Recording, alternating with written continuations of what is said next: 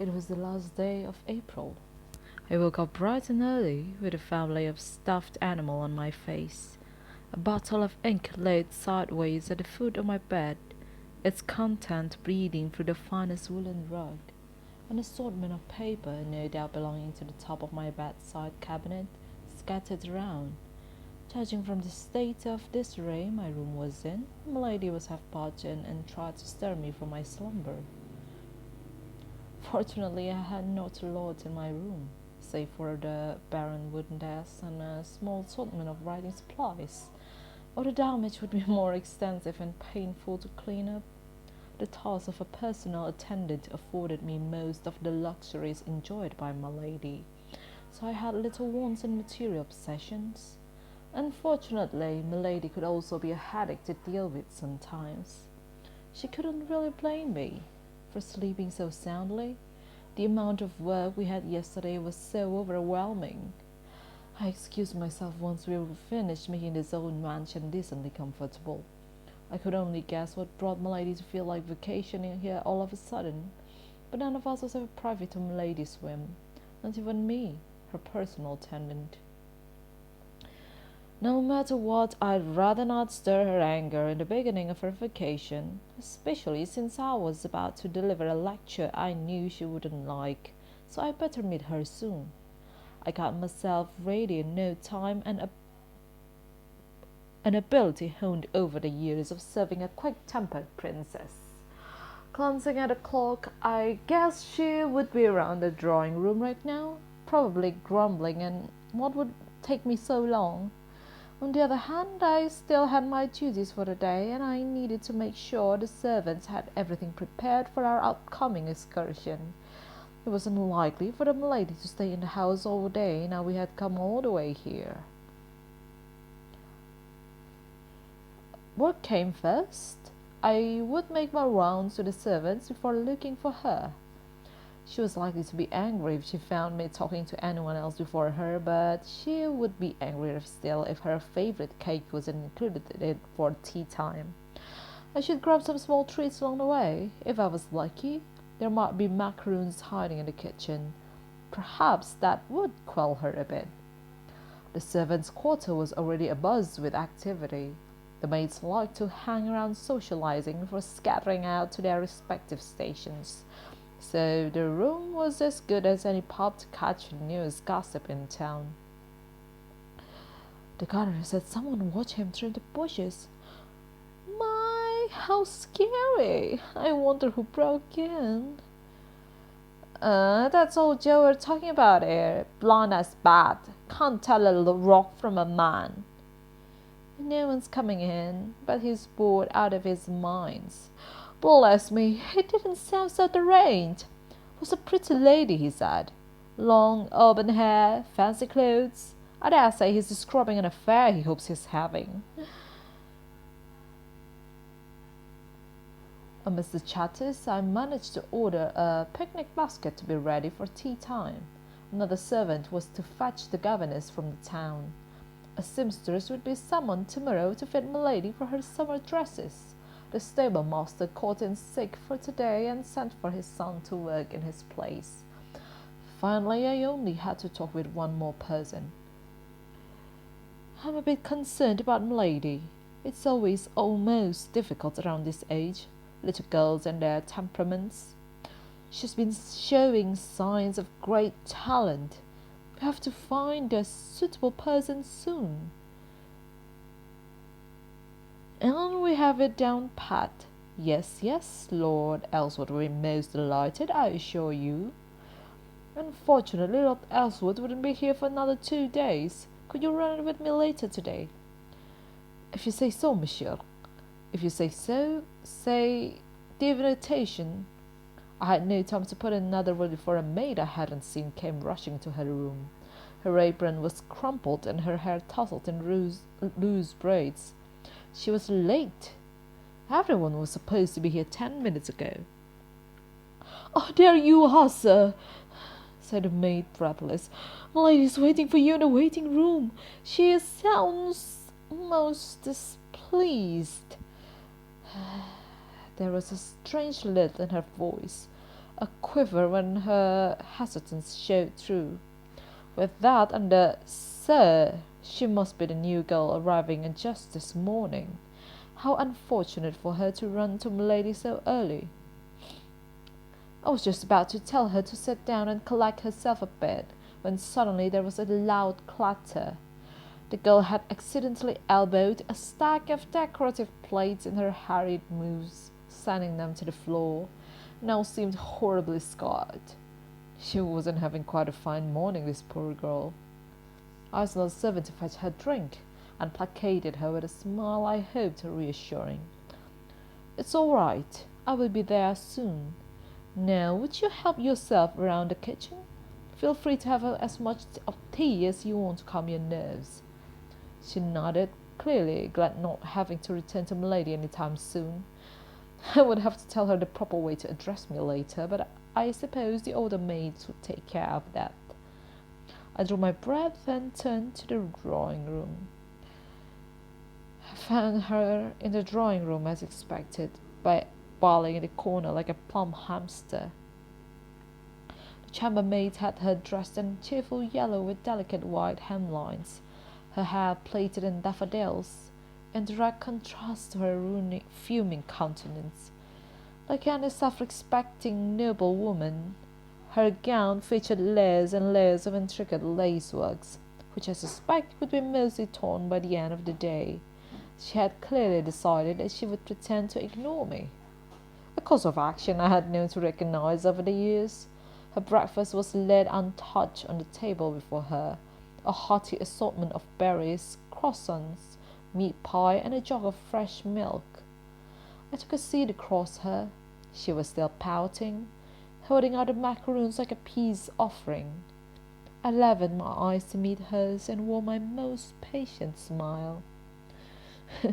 She pretended to be disinterested, but I wouldn't miss the glint in her eyes. I nudged the colourful and sugary treats towards her. "I'm not a child," she scowled. "You aren't going to win me that way." "Sure you aren't, milady, but sweets are a little something for everyone." "I don't want them. Put them away." "Ah," I sighed. "That's too bad. I was hoping we could share. Now, if you'll excuse me, I'll return them to the kitchen to be disposed of." The mention of a probable disposal caught her in an instant. She stammered, "That would be waste. You could save it for later." "I thought you didn't want them, my lady." She stamped her feet, livid but no longer sulking. You played me! How dare you!" I laughed and ruffled her hair. Well, she didn't bother to change her sour look as she purred as I dropped the sweets into her eager hands. "There, I'm sorry for this morning, all right? I must be more exhausted than I thought." There wasn't time to remind her she should have her breakfast for all the sugar. By the time she went through 1/3 of them, she had considerably softened. "What a fool's rose!" I extended her a cup of water. She had the decency to appear embarrassed at least. When she got all the food down her throat, she tried again. "Was the house that bad?" She gestured towards the double door separating us from the rest of the mansion, and I understood immediately she wasn't asking about the decor or lack thereof, since, for once, she had woken up before me. Perhaps she saw the chaos around the service area. The housekeeper had it worse than me, with hallowed eye bags on her face the last time I saw her. "I wish you would ask that before you made all of us pack our trunks, milady." "Well," she glared, then a bit apologetic, lowered her eyes. "I didn't think it was going to be that bad, okay?" She had a habit to chew her lips when she was anxious. I poked her nose to show I wasn't angry. "I'll admit it was a piece of work. Fortunately, Lord Ellsworth kept maintenance afloat, so the structure isn't." I paused. trying the terms at the tip of my tongue. Breaking down, but there wasn't enough supplies for the whole household to move in at a moment's notice. Some rooms had had their furniture relocated elsewhere during the time they were unoccupied, the grounds partly untended. You ought to go down to town on the weekend. They would like you there for sure. You dreamt up business for everyone and their grandmothers. I will apologize to the servants, she timidly said, looking for my approval. Good idea. I'm sure they're glad to see this place bustling again, but next time it will be nice to be more considerate. Just a few years ago she wouldn't bat an eye for the consequences of her actions. The sight of her trying to look solemn and thoughtful amused. It also warmed me. I would help her figure, I would say later. Lord Ellsworth would surely be pleased. I took another glance at the clock. We had just enough time left to start the morning lesson as scheduled, despite this morning's scene. At the moment, the lady was looking out an open window, cheerfully waving at the gardeners and groundskeepers weaving in and out of the rows of topiary at a distance. The small figures waved back, shears and spades in hand. She must have noticed my gaze as she turned around and gave a too familiar pleading look. It triggered an instinctual response to brace myself mentally. Here it comes. Hey, let's have a picnic! I want scones with jam and, milady, it is time for the morning lesson. I cut her words, though I made sure not to sound too stern. I smiled inwardly, for I was amused how someone could be so excited for lunch when she was barely done with her breakfast. But, she stuttered. Her brows already furrowed, her shoulders slumped. But we are on vacation, and the weather is perfect. Be that as it may, we can't neglect your studies, or Lord Ellsworth would be unhappy. What if I'm unhappy? Should Lord Ellsworth find my chaperoning Should Lord Ellsworth find my chaperoning dissatisfactory, he might opt to appoint someone else more suited for the task. Someone, perhaps, less accommodating to unplanned vacations. I cannot say I was proud of resorting to subtle threats, but it was an effective measure. I needed to help her realize that her duties as a noble were never on pause, no matter what many days she would partake in the sabbatical. Fine, just get it over with, said milady with a big pout. As you wish, milady. Your lesson for this morning is arithmancy. That's the last thing I want to study. Despite her objections, we made our way into the library after some light coaxing. Professor Johansson was already there along with his trademark stack of books. A professor in arithmancy from one of the northern countries. He had been teaching milady everything mathematical since she was old enough to learn. He was almost a surrogate grandfather. Good morning, Miss Ellsworth. He looked up from a thick book that was undoubtedly undecipherable to me. Milady answered the greeting with the sparse enthusiasm she could muster. The professor chuckled, used to her antics, and started the lesson. She tried her best to keep up with the numbers written and erased on the blackboard. I could tell that her interest was quickly waning. Her stare was becoming more vacant, and her note-taking hand was slow to follow. After a series of practice questions, milady was completely lost, twirling her quill absent-mindedly. The professor chuckled. I suppose a small break is in order. Needless to say, milady happily obliged. She walked around the library ostensibly to stretch her legs. I came with her as she checked out the shelves for any book that might catch her interest. She was no more familiar with the library than a stranger would, as in her previous days she would rather spend her time playing in the grounds or indoors.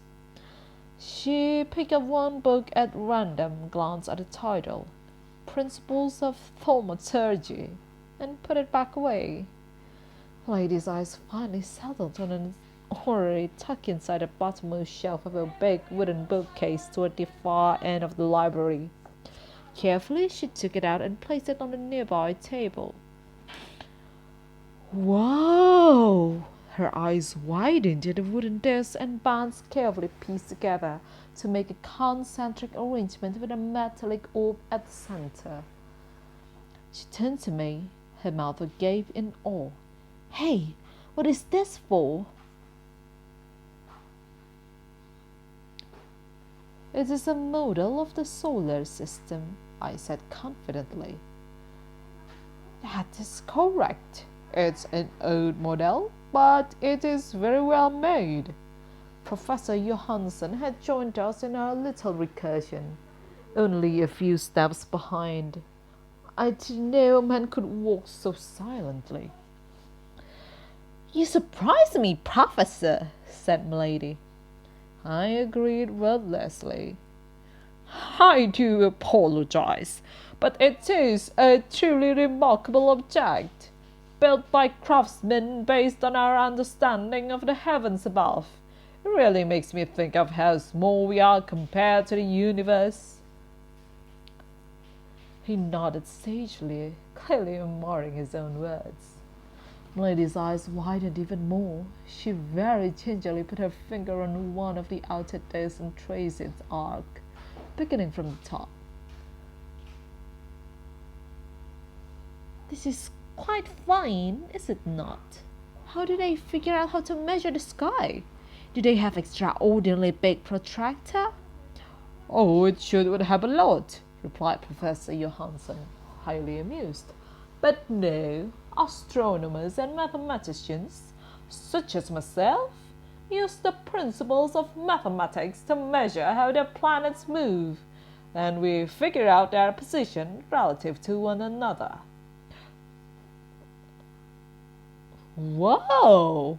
I'd always thought mathematics were just a thing adults made up to tease children. Always good-natured, the professor laughed a hearty laugh that made his long beard swing around. Seeing that, Milady joined in with her own laugh, thin like the chirp of a bird. Naturally, I failed to stifle my own laughter. When the class recommenced, she was in a much better mood and could follow the lesson with only one yawn. I went back to the drawing-room together with Milady. Despite how long the class felt, it was not quite lunch-time yet. Typically, I would have been busy supervising in the kitchen, but accompanying Milady made for a nice change of pace. Hopefully, the kitchen staff got everything in order. Hey, now that we are done with the class, I can go out, right? You promised. Indeed, although there was an abundance of nags and complaints. Lady completed her share of the deal. And truthfully, the day outside looked very inviting with a clear blue sky. Very well, milady. How does taking a ride sound? The stable-master's son was a quaint boy, but he should be strong enough to handle the horses, or his father wouldn't have sent him here.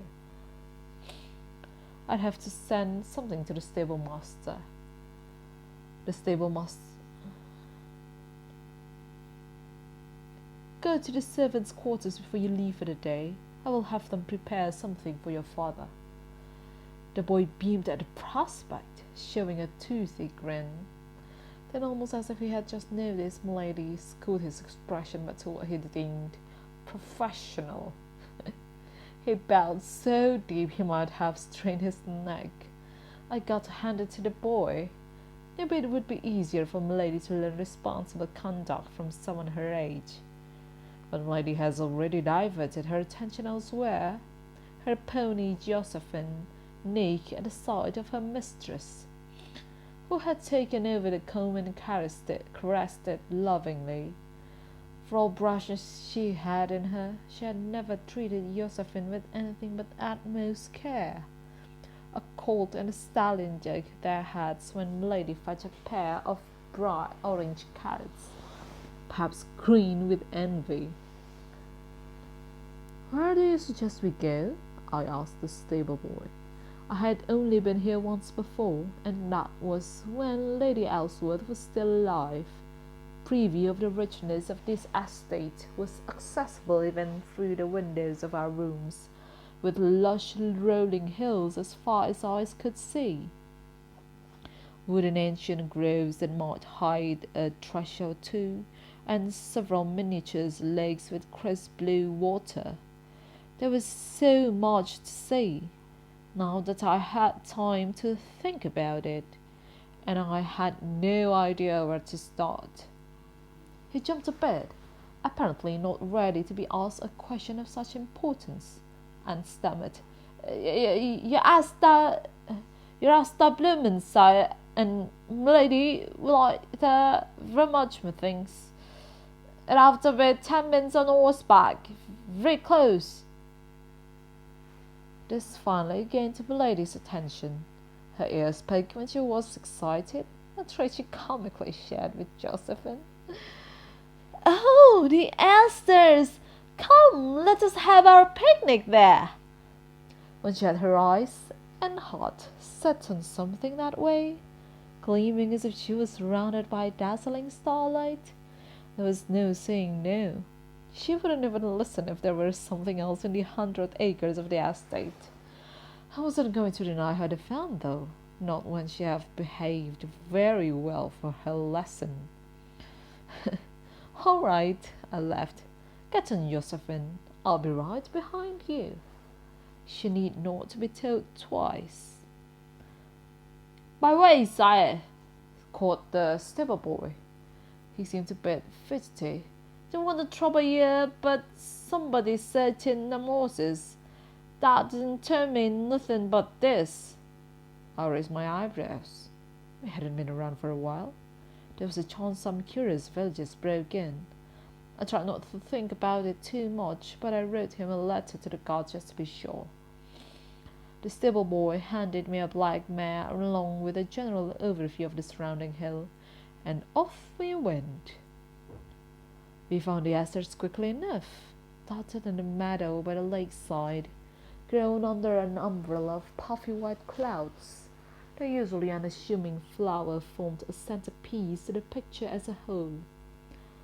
Lady parked Joseph into a bark of tree, patting her head 3 times as she asked her to wait, then ran to smell the blossoms with a girlish squeal. She scooped a handful of them to hold as a bouquet, radiant as the sun. I told her not to run so fast in her ground or she would tumble, but it was only out of habit because I knew I was largely ignored then. I let her sink into her own world, preferring instead to lean onto a nearby rock as I watched her dance. It would be easy to fall asleep with a book on my lap and the sight of m'lady enjoying herself in a place right out of a fairy tale. But I would put my training to shame. I sat there, contented, but ready to serve at a moment's notice. There were vines and a couple of dry flowers, so I moved them to pass time. By the time Lady went round to find where I was, I had a flower crown ready for her. My handicraft was hardly elegant, but she liked it all the same. She signalled me to scoot and gave her space to see it beside me. I obliged. The hem of her gown made swishing noises when she flattened them in an attempt to sit on the ground. I really had failed in grooming her into a proper lady, a task I hoped the finishing school would fare better in. "Hey!" She suddenly stood up. "What's there by the lake?" I looked where she pointed.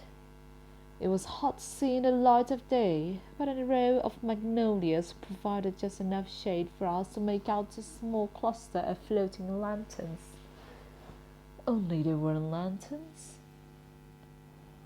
"Fireflies," she mouthed under her breath. In a few hasty strides she was there, cupping the air in her hands. "They're beautiful," I supplied. She nodded vigorously. A few of them flew away, and for a moment Milady seemed scared they would all disperse. She stirred her form, almost afraid of her own heartbeats. Do you remember when we were little and I wanted to feel how rain was like? Of course I did. I couldn't have forgotten that day even if I wanted to. You gave us all such a fright, milady. I'm afraid my heart isn't going to hold well if we keep it up. I was just a kid then. No one ever let me out when it's raining. You know how Pretty Lady would be described in the books? Almost dreamlike. So you thought it was a good idea to sneak out when everyone was busy preparing for the party? You saw me and I let you follow me.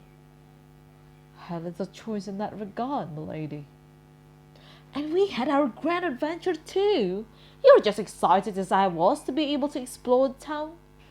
Only it became almost a storm. You started whining about your wet clothes and we lost our way, I reminded. The rest of the story unfolded before us, clear as though it had just happened yesterday. We walked until no one was outside to notice two ornately dressed kids poking where they didn't belong.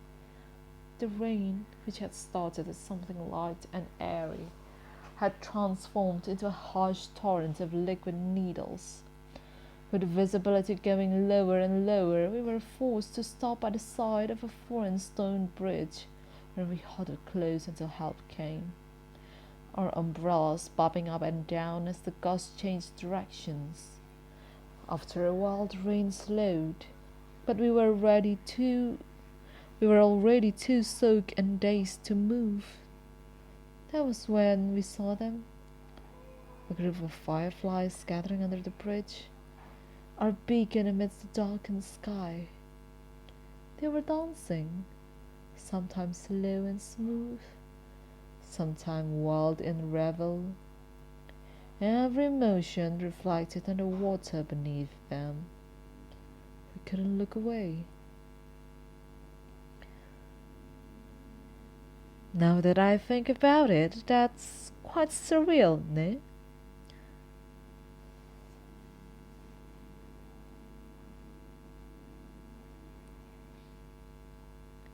It was. Now that I think about it, that's quite surreal, no? It was. But we are on shivering cold today, and the weather's extraordinary. And the weather is extraordinary. I wonder if they would dance like the ones we saw that day. Let's leave them be for now and see. But if they aren't going to dance, we can return after supper and watch them under the moonlight. I'm sure it's more beautiful than when none of us are in any risk to contract pneumonia. You having fun, lady? She hummed. Now won't you tell me what brought you here, all the way to the countryside? She yelped.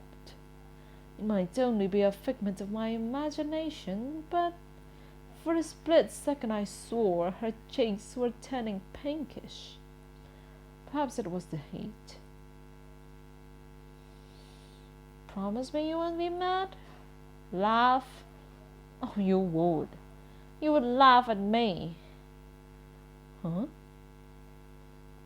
I automatically ran a tally of anything she did and she thought might draw my ire. Lord Ellsworth and I didn't hear anything from her tutors, so she should not have skipped her lessons. The scullery maids weren't complaining, so she didn't break anything either. What was this about? You gave me a snow globe for my last birthday. I raised my eyebrow. It was a curio I procured in one of my jaunts to the neighbouring town. We didn't leave the estate too often. It was displayed on a storefront one day, and immediately I knew it should belong to milady. A handsome little trinket it was, with tiny rows of houses replete with miniature lanterns, The roofs covered in silvery snow, fluffy little snowmen, and dozens of pine trees. It evoked the warmth of winter hearth, of children playing on the streets, and story time lasting long into the night. What about it? You told me the snow globe was people's attempt to capture a fleeting moment, to feel as if they have power over a certain time. Winter will be in there forever, no matter how seasons come and go outside, she recited. I might or might not have said so in one of her poetry classes, to supply her with prompts, but I failed to say how she was heading with this premise. Then I heard you and father talking. Suddenly she went red with anger. I didn't mean to eavesdrop, okay? She added hastily, panic washing over. I was looking for my dollies one day and none of you bothered to close the double doors. So I knew you weren't going to come with me next year and they might give me another attendant afterwards. And I didn't like it at all. I like you a lot. But I'm going to have to do it, right? She stole a glance, making sure I wasn't angry. But how could I? I won't give you trouble. No more than I usually do. But then I remembered, Mom.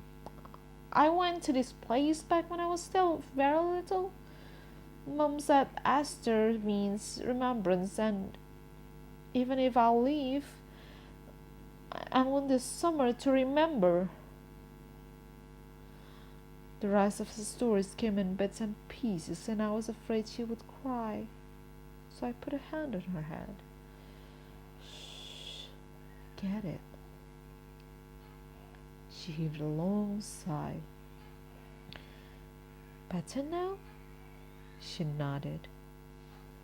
I pried the garland loose from her fingers and put it on her head, and ran my finger along the strands of her hair. She told me her mother used to do that and it made her calm. She was rarely so docile, and when she allowed me to do that, it meant she was truly scared. To lighten up the mood, I unloaded our baggage from my mare. Now, shall we have lunch? I unwrapped the picnic basket and rode the mat with a flair I learned from a travelling magician in a night market. Given we already spent the last hour sitting on the ground, the mat was mostly there for a show. I saw that caught up in lady's gown and knew whoever was in charge of laundry tonight wouldn't like me very well. Tea time was brioche. It lifted her spirit just like I hoped. She devoured every last bit of them in loud, extremely satisfied chew. The finishing school governess wouldn't like her having crumbs all over her face like that, so I unfolded a set of silken handkerchief. I nudged her with a handkerchief. She would have to do it on her own. Nah, she shook her head. I want you to do it. I tried not to sound exasperated at her petulance. But, milady, it is hardly acceptable at your age. I won't be having my training until next year, and until then I will make you treat me the way you usually do. Lady or no lady, she was still my liege. I sighed and wiped the crumbs off her lips. There, way better now. We played round and had fun until sundown. I tried to sneak in some lesson in botany and quizzing her knowledge in the elements, much to her dismay, but she took it rather well nonetheless. By the time the bell towered for supper, we were lying on the ground looking at the first batch of stars. Her hair splayed round her, a mass of tangled brown, which I knew would be met with horror once the chambermaid laid eyes on them. Every day 2 chambermaids would tend to her exquisite hair with care and effort, and every night, without fail, she would manage to destroy the arrangements. She had petals strewn everywhere on her, from tip to toe, remnants of the garland I braided for her. How she managed to destroy everything she touched and sell like she didn't know her of innocence, I never knew. I helped her stand. It wouldn't do to be late for supper, but she didn't want to return just yet. She dragged me back to the lakeside, peering over the full moon reflected on a water surface. A school of silver fishes lapped by, the gentle rippling sound the only thing we could hear for a long while. Then she looked at me, eyes full of radiance, lips upturned. I will make it in the society. I will make you proud, just you see. Then we will return here and make merry all day. They won't be able to tell me what to do. Such a stunning confidence. Her confidence stunned me. I was becoming more aware of it these days. Most of the time she was still this helpful little lady. Next moment she was becoming something else in the world. Sometimes I felt as if the little girl I knew slipped away in the middle of the night, stolen by time. The prospect of growing up must have scared her too. All the adults whispering behind her back, planning things she never dreamed of. I wish I could protect her forever. Mistaking my silence for disapproval, she grasped my hand and whispered, "Do you think this is the best summer?" I nodded. "This is the best summer ever, m'lady." I held her close. "And we have all summer long."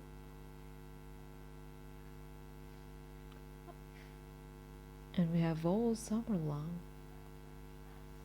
I have no doubt there was a bright future ahead.